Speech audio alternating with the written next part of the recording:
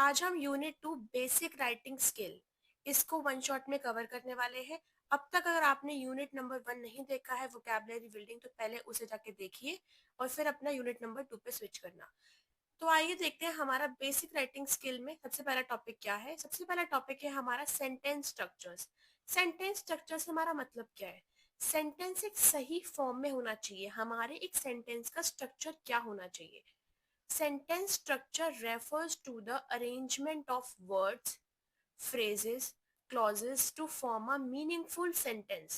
मतलब हमारे सेंटेंस के अंदर हमारे वर्ड्स का अरेंजमेंट, हमारे सेंटेंस बनते किससे हैं? वर्ड से बनते हैं, फ्रेजेस से बनते हैं। हमारा फ्रेजेस क्या होता है? ऐसे सेंटेंसेस जिसमें कोई सब्जेक्ट या वर्ब नहीं होती, और क्लॉजेस ऐसे सेंटेंस जिसमें हमारे सब्जेक्ट और वर्ब होती है।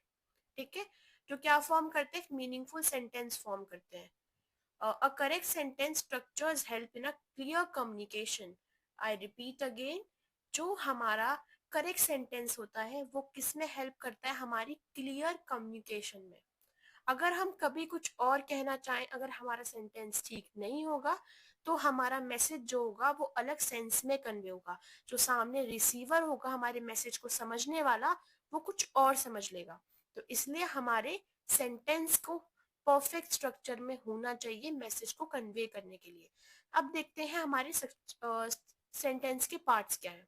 पहला है सब्जेक्ट, दूसरा है वर्ब, तीसरा है हमारा ऑब्जेक्ट। होपफुली पहला आपने सब पढ़ रखा होगा, पर फिर भी मैं आपको बता देती हूँ।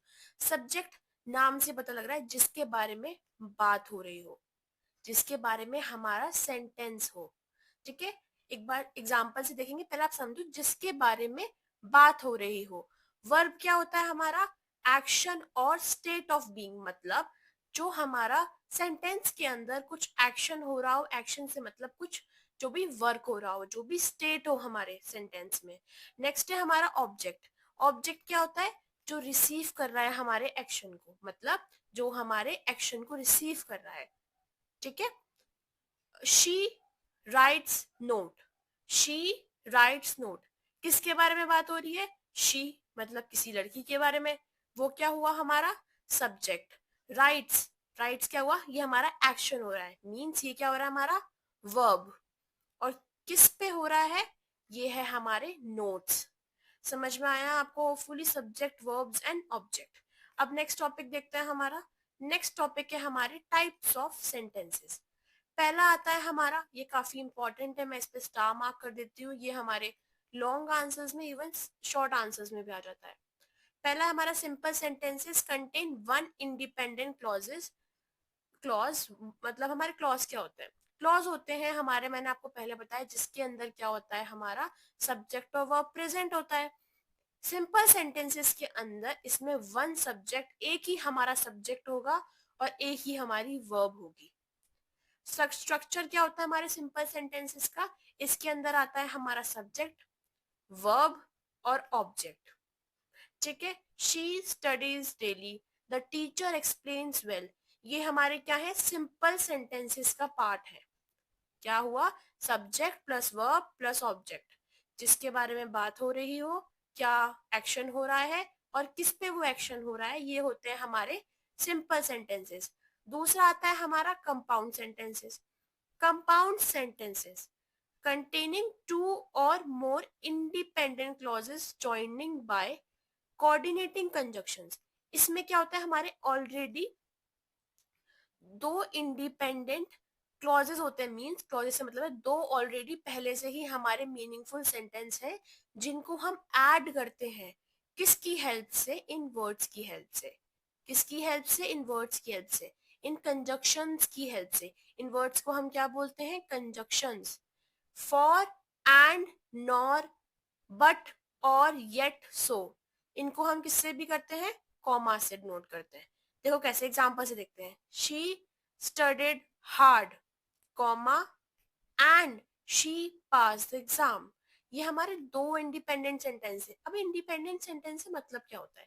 इंडिपेंडेंट सेंटेंस से मतलब है हमारा कि जो सेंटेंस बिना किसी जॉइन के भी उनका कुछ मीनिंग बैठ रहा हो, ये होते हैं हमारे इंडिपेंडेंट सेंटेंस। मतलब जिनका, अगर देखो शी स्टडीड हार्ड, ये हमें पता लग रहा है कि उसने मेहनत करी, ठीक है, इंडिपेंडेंट सेंटेंस हो गया। अगर मैं इसके बिना भी इसको पढ़ूं तो इसका एक मीनिंग बैठ रहा है, that is independent sentences. Okay, next है हमारा he was tired however he continue working. ये हमारे सेंटेंसेस को हमने with the help of conjunctions add किया है। ये हमारे होते हैं कंपाउंड सेंटेंसेस। नेक्स्ट आता है कॉम्प्लेक्स सेंटेंसेस। कॉम्प्लेक्स सेंटेंसेस क्या होते हैं? Contain one independent clause and one और मोर डिपेंडेंट क्लॉज। मतलब एक हमारा इंडिपेंडेंट होता है, एक हमारा क्या होता है? इंडिपेंडेंट। एक सेंटेंस हमारे दूसरे सेंटेंस पे इंडिपेंडेंट होता है, मतलब डिपेंड हो, एक डिपेंड होता है और दूसरा उसके ऊपर एक इंडिपेंडेंट होता है और दूसरा उसके ऊपर डिपेंड होता है। ये होते हैं हमारे कॉम्प्लेक्स सेंटेंसेस। इसको हम किससे ज्वाइन करते हैं? हमारे सब ऑर्डिनेटिंग कंजक्शन से। वो क्या होता है हमारे? Because, all through, if, when, while, they. अब देखो, आपको इसमें डाउट होगा कि अगर इसमें भी हमारे दो सेंटेंसेस ज्वाइन हो रहे हैं, इसमें भी हमारे कंजक्शंस लग रहे हैं, तो आपको इस चीज का ध्यान रखना है। पहला साइन तो इसमें सेमी कॉलन लगेगा, और दूसरी चीज ये है, इसके अंदर दो इंडिपेंडेंट सेंटेंसेस है। जब आपको पढ़ के ये लग जाए ना कि ये सेंटेंस एक इंडिविजुअली आइडेंटिटी रखते हैं दोनों सेंटेंस, तब वो होते हैं हमारे कंपाउंड सेंटेंसेस। और जो हमारे एक सेंटेंस दूसरे सेंटेंस पे डिपेंड हो, ये हमारे होते हैं complex sentences. She pass the exam because she studied hard. She pass the exam because she studied hard, मतलब ये मेरा सेंटेंस इस पे डिपेंडेंट है। All through it was raining they went outside. It was raining they went outside, it depend upon this sentences. अब दोनों को mix करके बोलते हैं कंपाउंड कॉम्प्लेक्स सेंटेंसेस। टू और more independent clause, at least one dependent clause. एक कम से कम dependent होना चाहिए, और या दो से दो ज्यादा इंडिपेंडेंट क्लॉज हो सकते हैं। She studied hard, she pass the exam because she was determined. इसमें क्या है हमारे? इसमें कौन सा किस पे डिपेंडेंट है? शी स्टडीड हार्ड, ठीक है, ये हमारा क्या है? Independent. And she pass the exam, and she ये भी हमारा इंडिपेंडेंट है। ये क्या हुआ हमारा? डिपेंडेंट। ये किस पे डिपेंडेंट है? इस पे एंड इस पे। Got it? तो आपको समझ में आ गया होगा। अब आते हैं हमारे सेंटेंस का पर्पस, ठीक है। Sentence structure based on purpose, इनका हम क्लासिफिकेशन देखते हैं।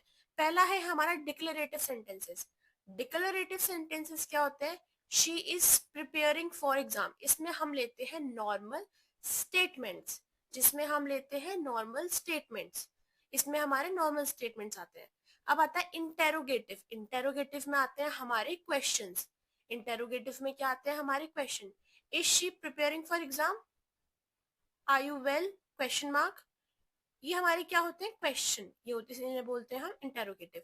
थर्ड आता है इंपेरेटिव। इंपेरेटिव क्या होते हैं? जिसमें हम कमांड्स, रिक्वेस्ट, ऐसे सेंटेंसेस जो क्या कंटेन करते हैं? Commands and request. Prepare well for exams, ये क्या कर रहे हैं? हम रिक्वेस्ट कर रहे हैं, kind of, you can consider it as a command. Keep your mouth shut is kind of a command. Do your work properly, it's also a command. Request, can you please do this? These kinds of आते हैं हमारे imperative में। अब आते हैं हमारे exclamatory। ये होते हैं हमारा दिखाने के लिए strong feeling। स्ट्रॉन्ग फीलिंग मतलब स्ट्रॉन्ग फीलिंग हमारी खुशी की भी हो सकती है, स्ट्रॉन्ग फीलिंग हमारे दुख की भी हो सकती है। तो ये किससे डिनोट की जाते हैं? एक्सक्लेमेटरी मार्क से। जहां पे भी जिन भी सेंटेंस में हमारा एक्सक्लेमेटरी मार्क आ जाए वो हमारे क्या होते हैं? Exclamatory sentences. ओके, आपको समझ में आ गए सारे? मैंने इनके एग्जांपल्स दे दिए हैं आपको, आप एक बार इसे रीड कर लेना। अब आता है हमारे इंपॉर्टेंस ऑफ करेक्ट सेंटेंसेस की। आप खुद ही सोचो हमारे क्या इंपॉर्टेंस है करेक्ट सेंटेंसेस की। अगर हमारे सेंटेंसेस क्लियर नहीं होंगे तो वो क्या होगा? हमें क्लियरिटी नहीं मिलेगी कि सामने वाला इंसान कहना क्या चाहता है, या हम किसी सामने वाले को अपनी बात नहीं समझा पाएंगे। तो करेक्ट सेंटेंसेस हमारी इंप्रूव करते हैं क्लियरिटी, कंफ्यूजन को अवॉइड करते हैं। जब हमारा मैसेज जो हम कन्वे करेंगे वो प्रॉपर वे में नहीं होगा तो कंफ्यूजन तो ऑलरेडी क्रिएट होगी। मेक राइटिंग प्रोफेशनल, हमारी राइटिंग को क्या होता है, हम प्रोफेशनल बना पाते हैं। हेल्प इन एग्जाम, ऑब्वियसली हमारी हेल्प होती है एग्जाम में एंड फॉर्मल राइटिंग्स में, ओके, काइंड ऑफ लेटर्स, इन सब में। नेक्स्ट आते हैं हमारे uses of phrases and clauses in sentences. अब मैंने आपको बताया था इसमें हमारे सब्जेक्ट और वर्ब नहीं होता है, इसमें हमारे सब्जेक्ट और वर्ब प्रेजेंट होते हैं। Phrases and clauses help us expanding idea, ये हमारी हेल्प कैसे करते हैं, ये हमारी हेल्प कैसे करते हैं हमारे सेंटेंसेस में। तो ये हमारे आइडिया को एक्सपेंड करते हैं, एक्सपेंड आइडिया, हमारे सेंटेंसेस में कुछ डिटेल्स डालते हैं, डिटेल्स। जितने हमारे सेंटेंसेस में डिटेल्स होंगी उतना हमारा सेंटेंस बहुत डिटेल्ड होगा, ठीक है। And make some and make sentences clear and meaningful, okay. उतना सामने वाला इंसान उस मैसेज को या उस सेंटेंस को इंफॉर्मेटिव वे में पढ़ पाएगा, ठीक है। पहले देखते हैं फ्रेज। फ्रेज क्या होते हैं? A phrase is a group of word that do not have both subject and verb and it can not form a complete sentence by itself. ये इसकी खुद की कुछ इंडिविजुअल आइडेंटिटी नहीं है, ना इसके अंदर सब्जेक्ट होता है ना इसके अंदर वर्ब होता है। जब इसके अंदर सब्जेक्ट या वर्ब नहीं है तो फिर ये इंडिपेंडेंट नहीं है सेंटेंस, खुद से सेंटेंस नहीं बना सकता, नॉट अ कंप्लीट सेंटेंस। अब देखते हैं टाइप्स ऑफ फ्रेजेस क्या होते हैं। पहला आता है हमारा noun phrases, act as a noun. Noun phrases क्या है हमारा? Act as a noun. Example, a beautiful garden. A beautiful garden, ना इसमें हमारा कोई सब्जेक्ट है ना इसमें हमारा कोई वर्ब है, बस क्या है हमारा ऑब्जेक्ट।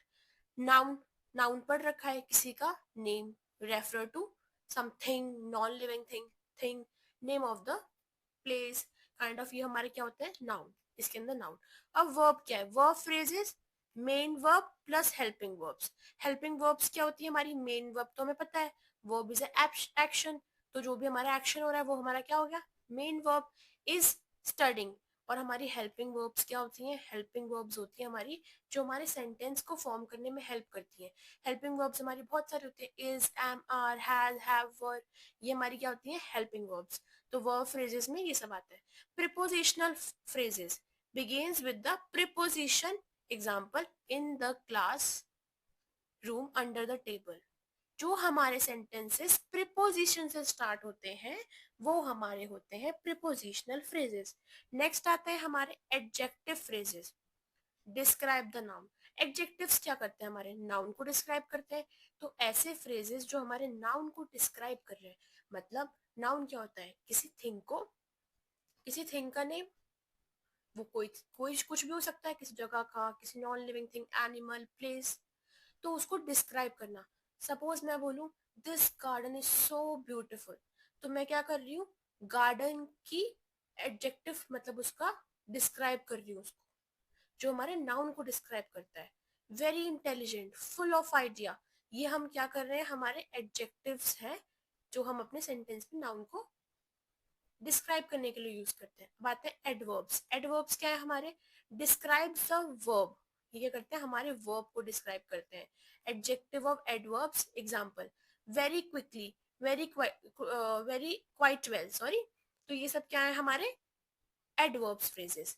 नेक्स्ट पे मूव करते हैं। अब आते हैं इनके यूजेस क्या है, इनके यूजेस क्या है। Use of phrases and sentences. अब हमने फ्रेजेस को क्यों यूज करते हैं? अभी हमने पढ़ा हमारे सेंटेंसेस में क्या कर रहे हैं? कुछ क्रिएटिविटी ऐड कर रहे हैं, ठीक है। तो हमारे क्या करते हैं? ऐड करते हैं डिस्क्रिप्शन। मेक सेंटेंसेस इंफॉर्मेटिव, हमारे सेंटेंस को इंफॉर्मेटिव बनाते हैं। अवॉइड रिपीटिशन, और हमारे बार बार सेम वर्ड्स की रिपीटिशन को भी रिड्यूस करते हैं। The set on the chair near the window, example, हमने देखा ये सब। अब आते हैं क्लॉजेस। क्लॉजेस क्या होता है हमारा? Clauses a group of word that contain, इसके अंदर सब्जेक्ट भी होता है, इसके अंदर वर्ब भी होता है। आता है हमारा independent clause, can stand alone as complete sentence. इसमें हमारे सेंटेंस इंडिपेंडेंटली स्ट्रांगली हमें कुछ मीनिंग कन्वे कर सकते हैं, इसको किसी की हेल्प नहीं चाहिए अपने मैसेज को कन्वे करने के लिए। शी इज स्टडिंग, ये मेरा क्या है? इंडिपेंडेंट क्लॉज, ठीक है। नेक्स्ट आता है डिपेंडेंट, जो क्या है हमारा? कैन नॉट स्टैंड अलोन, खुद नहीं स्टैंड कर सकता, not convey meaning alone, depend on the main clause. Example, because she has an exam, also it was rainy, this is an dependent. Okay, next देखते हैं हमारा। नेक्स्ट है हमारा types of dependent. अब होता है हमारा, इसमें भी आते हैं हमारे, ये भी इंपॉर्टेंट है हमारा। देखो ये यूनिट ना काफी छोटी है, तो आपको मैं प्रेफर करूंगी सारे टॉपिक्स को पढ़ो। जरूरी नहीं होता है कि हम सब चीज को लिख लिख के देखें, हमारी अंडरस्टैंडिंग बिल्ड होना भी इम्पोर्टेंट है। तो आपको क्या करना है, आपको एक पेज लेना है, जो भी हम हेडिंग्स करते जा रहे हैं, जो भी टॉपिक्स आपने ले लिया उनकी सब हेडिंग्स ले ली। तो एटलीस्ट जब आप चैप्टर कंप्लीट हो जाएगा ना, आप टिक कर लेना, अच्छा मुझे ये आता है, मुझे ये आता है। जिस पार्ट को आपको कंफ्यूजन हो रही है कि मुझे ये नहीं आता है, उसको एक बार वीडियो को रिवाइंड करके आपने देख लिया, या फिर नोट्स को रीड आउट कर लिया एक बार, तो क्या होगा, एग्जाम में आप लिख पाओगे। आपके लिए कोई भी टर्म, कुछ भी टर्म अननोन नहीं होगी, जैसे कि आप उसे आंसरेबल ना कर पाओ। पहला आता है हमारा noun term. Noun clause act as a noun, जो नाउन की तरह एक्ट करते हैं। डिपेंडेंट टर्म्स पता है ना हमारे, जो डिपेंड होते हैं दूसरे पे। I know that she is honest, ठीक है, I know that she is honest, तो ये क्या है, डिपेंडेंट टर्म्स है, डिपेंडेंट सेंटेंसेस है। आते हैं हमारा adjective clause, describe the noun. ये सब सेम ही है काइंड ऑफ, अभी हमने जो फ्रेजेस में देखा था, एक बार आप रीड करना, आपको समझ में आ जाएगा। अब इनके यूजेस क्या है, ये हमारे सेंटेंसेस को आइडियली लॉजिकली ज्वाइन करते हैं। shows cause condition time and contrast, okay, ये causes reason condition time and contrast show करते हैं। improve sentence variety, क्या improve करते हैं, हमारे sentence की varieties improve करते हैं। अब आता है हमारी important proper punctuation। अब punctuation क्या होती है, punctuation marks are symbol used in writing to separate sentences। अब punctuation marks क्या होती है, ऐसे symbols होते हैं जो हम यूज करते हैं हमारी राइटिंग में, क्या करने के लिए, सेपरेट करने के लिए सेंटेंस को। सेपरेट करने के लिए सेंटेंस को हम कॉमास यूज करते हैं, है ना। ऐसे सिंबल्स, फुल स्टॉप भी यूज करते हैं हम सेंटेंस को जब ऐड करते हैं। एपोस्ट्रोफी एस भी यूज करते हैं हम किसी रीजन से। ये क्या होते हैं, हमारे पंचुएशन मार्क्स बोलते हैं हम इन्हें। ये क्या होते हैं, सिंबल्स होते हैं जो क्या करते हैं, हमारे clarifying meaning and show pauses, जहाँ पे हमें पॉज देना है वो बताते हैं हमें। proper punctuation is essential for clear and correct communication। ये हमें बताते हैं कहाँ पे हमें पॉज लेना है, कहाँ पे हमारा सेंटेंस एंड हो रहा है। तो ये काफी इंपॉर्टेंट है हमें करेक्ट और क्लियर कम्युनिकेशन के लिए, ठीक है। Why proper punctuation is important, this is important question. हमें क्या करता है, पहला पार्ट आ गया क्लैरिफाइंग मीनिंग। हमारी पंचुएशन हेल्प द रीडर, जो पढ़ने वाला है, understand the exact meaning of the sentences, जिससे उसको एग्जैक्ट मीनिंग समझ में आ जाए सेंटेंसेस का। देखो मैं आपको बताती हूँ, let's eat grandma, let's eat grandma. अब हमने पढ़ा let's eat grandma, let eat grandma, तो हमारी कॉमा से पता लग गया कि मुझे इसमें ब्रेक देना है, ठीक है। Let eat grandma, let's eat grandma, तो थोड़ा डिफरेंट रहता है सेंटेंस में, कहाँ पे हमें पॉज लेना है, कहाँ पे हमें सेंटेंस को कंटिन्यू करना है, ठीक है। नेक्स्ट हम पे मूव करते हैं। नेक्स्ट है हमारा अवॉइडिंग कंफ्यूजन। अब इससे क्या होता है, हमारी कंफ्यूजन नहीं इंक्रीज होती। विदाउट पंचुएशन सेंटेंस में became confusing and misleading. Example देखो, stop working children, stop working children, stop working children, तो डिफरेंट मीनिंग हो जाते हैं हमारे सेंटेंसेस के। आप पढ़ के देखना समझ के, stop working children, stop working children, stop working children, मतलब सेंटेंस अलग अलग मीनिंग कन्वे करते हैं बना के। अब आता है इम्प्रूव रीडेबिलिटी। रीडेबिलिटी इंप्रूव होती है, नेचर ऑफ पॉजेस पता लगते हैं, making text easy and pleasant to read, ठीक है। अब आता है हमारा शो सेंटेंस के टाइप। अब आता है फुल स्टॉप शो करते हैं, स्टेटमेंट, क्वेश्चन मार्क क्वेश्चन बताता है हमारा, एक्सक्लेमेटरी मार्क हमारे स्ट्रॉन्ग इमोशंस को शो करता है। Example, she is ready, is she ready, what a surprise. ये सब हमारे क्या है, हमारे सेंटेंस में वैरायटी शो कर रहे हैं। अब नेक्स्ट आता है हमारा organise idea. Organise idea, common colon, semicolon, commas, colon, semicolon, help in structuring sentence and connecting related ideas. हाँ ठीक है, हमारे क्या करते हैं, हेल्प करते हैं, कॉमास किसमें हेल्प करते हैं, हमारे सेंटेंसेस को, वर्ड्स को बढ़ाने में। कॉमर्स तो सब फेमिलियर है। Essential in formal and academic writing. Proper punctuation का हमारा क्या रोल होता है, हमारी एकेडमिक्स में भी हमारे पढ़ाई में, हमारी राइटिंग्स में हमारी हेल्प करते हैं। ठीक है, नेक्स्ट टॉपिक पे मूव करते हैं हमारे creating coherence. Coherence in writing means that idea or logically connecting and the text flowing smoothly make it easy for the readers to understand. Without coherence, writing appeal disorganized and confusing. कि हमारी क्या इसमें इससे क्या होता है हमारा, इसमें कहते हैं हमारे जो सेंटेंसेस होते हैं लॉजिकली स्मूथ वे में चलते रहते हैं।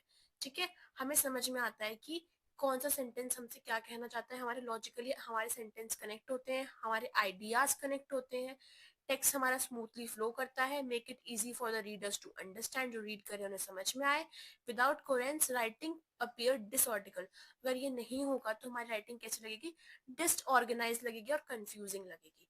वाई इस why it is important, help the readers understand the idea clearly, make writing logical and structured, improve effectiveness in communication, essential for academic professional exam writing. आपको समझ में आ गया? अगर ये नहीं होगा तो हमें आइडिया नहीं समझ में आएगा। अगर ये है, हमें किस में हेल्प करता है, रीडर्स को इसकी क्लैरिटी समझने में, लॉजिकल राइटिंग और स्ट्रक्चर समझने में, हमारी इफेक्टिवनेस इन कम्युनिकेशन करता है increase, academic professional exam writing में भी हमारी हेल्प करता है।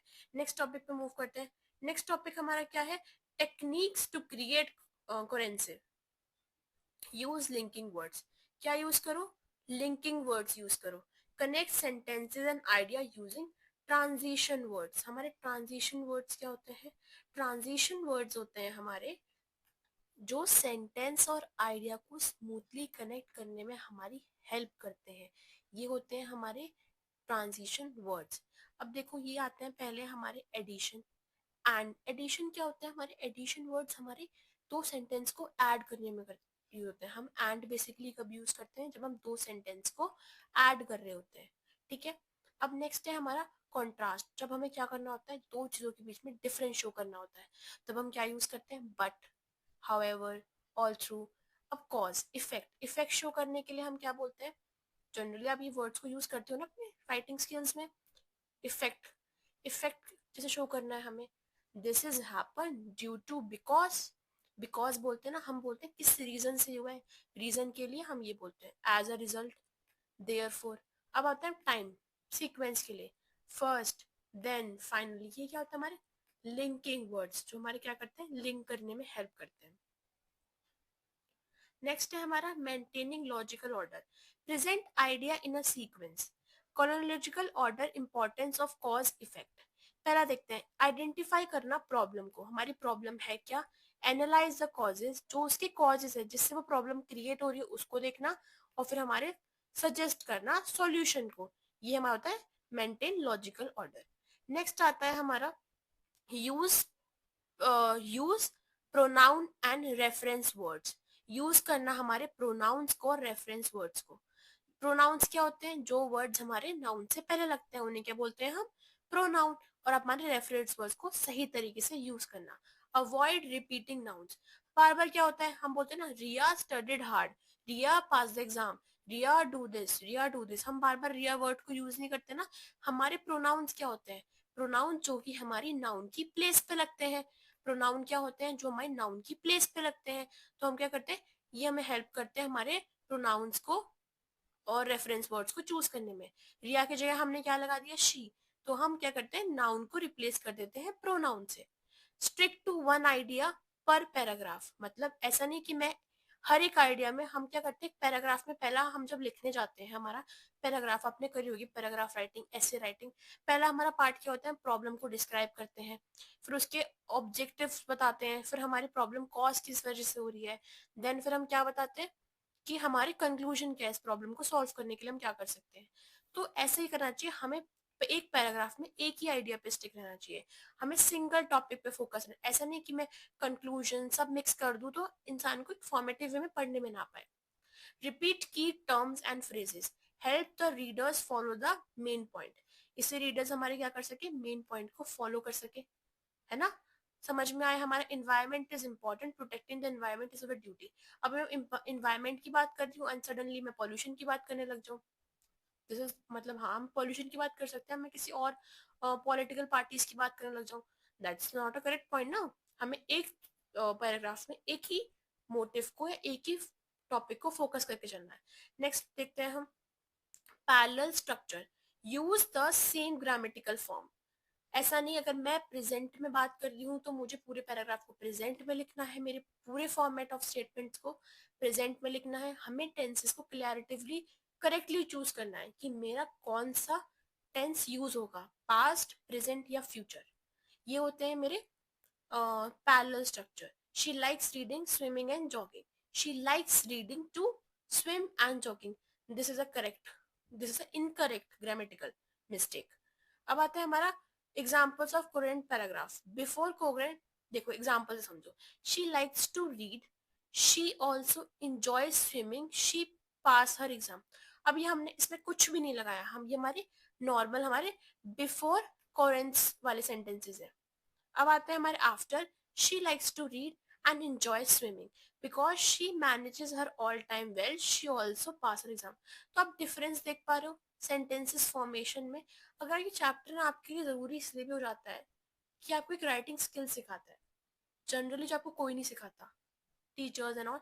तो इस चैप्टर को आपको छोड़ना ही नहीं चाहिए। आपकी वैसे इन आपकी इंग्लिश बिल्डिंग, आपकी राइटिंग स्किल्स को भी इम्प्रूव करता है।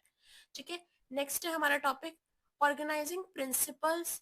Organising principles of paragraph in documents. Documents में हम पैराग्राफ को किस तरीके से देते हैं। अब paragraph is a group of related sentences. Paragraph में हम बहुत सारे रिलेटेड सेंटेंसेस लिखते हैं जो फोकस करते हैं हमारे मेन आइडिया को। जो हमारा टॉपिक होता है किसको फोकस करते हैं, हमारे टॉपिक को, किसको, हमारे टॉपिक को। Organising paragraph properly help a document became, जो भी डॉक्यूमेंट है उसको clear, logical, easy to read, important from. हम अपने डॉक्यूमेंट को एग्जाम्पल समझते हैं, हमारी हमारी अलमीरा।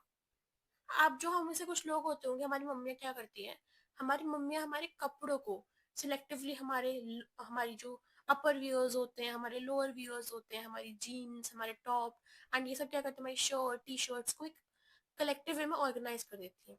जब आप जिसे ढूंढो, आपको कलेक्टिवली सपोज करो आपको अपनी एक ब्लू कलर की या ब्लैक कलर की जीन्स निकालनी है, ठीक है, पैंट निकालनी है। आप क्या करोगे, जाओगे एंड पिक कर लोगे उसमें से इजी वे में। क्यों, अगर आप अपने तरीके से अपनी अलमीरा को रखोगे तो आपको बहुत डिफिकल्टी होगी फाइंड आउट करने में। तो डॉक्यूमेंट्स का भी सेम सीन है। हम उसको एक डॉक्यूमेंट्स को अगर एक सेम टॉपिक से सिस्टमैटिक वे में अपने ऑर्गेनाइज करेंगे, उससे क्या होगा, हम इजी टू, हम क्लियरली समझ पाएंगे, लॉजिकली सोच पाएंगे, इजी टू रीड होगा और हमें पता होगा कौन सी चीज हमें कहाँ पे मिलेगी, इन द सेंटेंसेस ऑल्सो और इन द एलमीरा also. Okay, importance of organising paragraph. अब इसकी इंपॉर्टेंस क्या है, हमारी क्लैरिटी इंप्रूव करता है, कि made documents well structured, help reading understand information easily, important for exam. ये हमारे सेम पॉइंट ऑफ व्यू हमारे सारे टॉपिक्स हैं, जो भी हमारे सेंटेंसेस हैं, ये हमारे इंपॉर्टेंस। अब बेसिक स्ट्रक्चर क्या है, दिस इज इंपॉर्टेंट। सबसे पहले आता है हमारा टॉपिक का नाम, जिस पे भी हमें अपना डॉक्यूमेंट बनाना है उसका नाम। Topic sentence, introduce the main idea of the paragraph. पहले तो टॉपिक आ गया, यहाँ पे टाइटल आपको लिखना चाहिए। फिर आता है हमारे नेक्स्ट के topic sentences, introduce the main idea, कि हमारा जो मेन आइडिया है पैराग्राफ वो किस लिए, हमें सबसे पहले उसको इंट्रोड्यूस करना है, हमारे टाइटल को, टॉपिक को। यूजुअली द फर्स्ट सेंटेंस हमारा ये होना चाहिए। सपोज करो मुझे इन्वायरमेंट लिखना है, the environment is a very essential part of our ecosystem.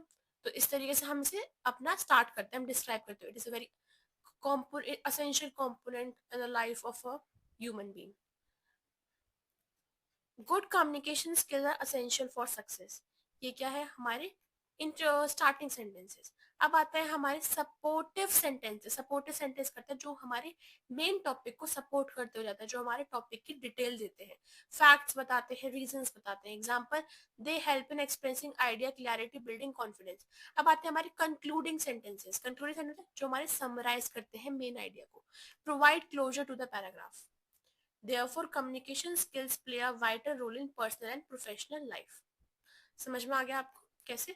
अब आते हैं मेन ऑर्गेनाइजिंग प्रिंसिपल्स। इसमें क्या है हमारा पहला, अब इसके मेन प्रिंसिपल आते हैं। पहला प्रिंसिपल क्या है, chronological order.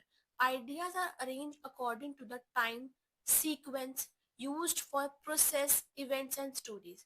हमेशा हमारे डॉक्यूमेंट्स को, हमारे ऑर्गेनाइजिंग प्रिंसिपल्स क्या होते हैं, हमारे डॉक्यूमेंट्स को हमें इस तरीके से ऑर्गेनाइज करना चाहिए, क्या जो उसका टाइम है, उसका सीक्वेंस क्या है। फॉर एग्जाम्पल समझो, first the applicant is filled, जिसने फिल्ड किया है, जो भी हमारा एप्लीकेशन है हमारी फिल्ड करी हुई, उसको रखेंगे हम। Next it verified, finally approval is given. सबसे पहले हम एग्जाम्पल समझो, हमने एप्लीकेशन को फिल किया, नेक्स्ट हमने उसको वेरीफाई करवाया, फिर हमारी अप्रूव हो गई। ये हमारा क्या, एक सिस्टमैटिकल ऑर्डर है, ये हमारा क्या है, क्रोनोलॉजिकल ऑर्डर। ठीक है। Causes and effect, show the reason, reason क्या है, रिजल्ट क्या है, she worked hard, as a result she succeed.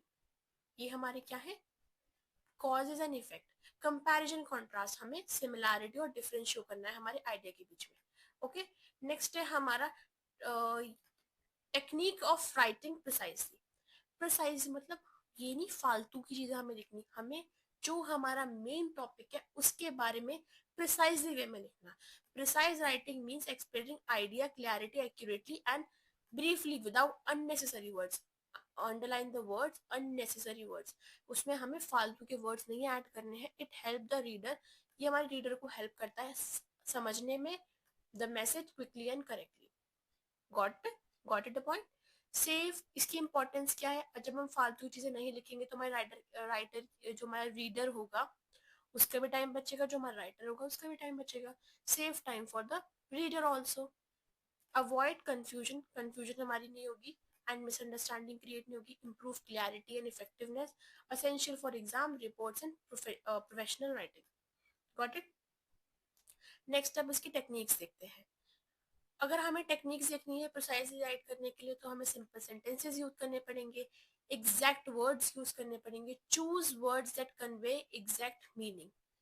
ठीक है। ऐसे वर्ड्स जो कि एग्जैक्ट मीनिंग कन्वे कर रहे हैं। Make use of due to the fact, because, ऐसे वर्ड्स को यूज करना। Avoid unnecessary words, extra words add नहीं करने, रिपीट नहीं करने वर्ड्स को।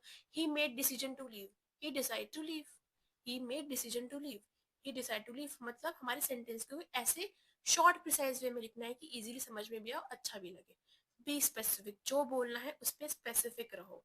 ठीक है। Use specific detail instead of value expression. मतलब शी वेंट समवेयर, मतलब हमें ये नहीं बोलना she went somewhere, she went to library, हमें डिस्क्रिप्टिव बोलना है, जो भी हमें स्पेसिफिक डिटेल देनी है। नेक्स्ट है हमारा, एक सेकेंड, नेक्स्ट है हमारा use active voice. Active voice क्या होता है, active voice, active voice make sentences direct and clear. The work was complete bye हर, मतलब हमें एक एक्टिव वॉइस में से बोलना है she completed the work was complete bye her. Active voice का क्लियर वे में यूज करना। अवॉइड रीडुएंसरी, मतलब redundancies, avoid redundancy मतलब do not repeat the same idea in a different words, same idea को different words में use है। advanced planning मतलब हमें सेम ही वर्ड को, हम कुछ बच्चे होते हैं बार बार सेम वर्ड्स को रिपीट करते हैं। he is drinking, he is drinking the water, इस तरीके से। use strong verb का strongly यूज करो। he gave a suggestion, he suggested, तो verb का strong यूज करो। ये हमारा यूनिट यहाँ पे कंप्लीट होता है। इफ यू, अगर आपको ये वीडियो अच्छे से समझ में आ गया, यूनिट आपको समझ में आ गई है, तो प्लीज लाइक करना। अपकमिंग लेक्चर्स के लिए please do subscribe. Till then bye bye, take care.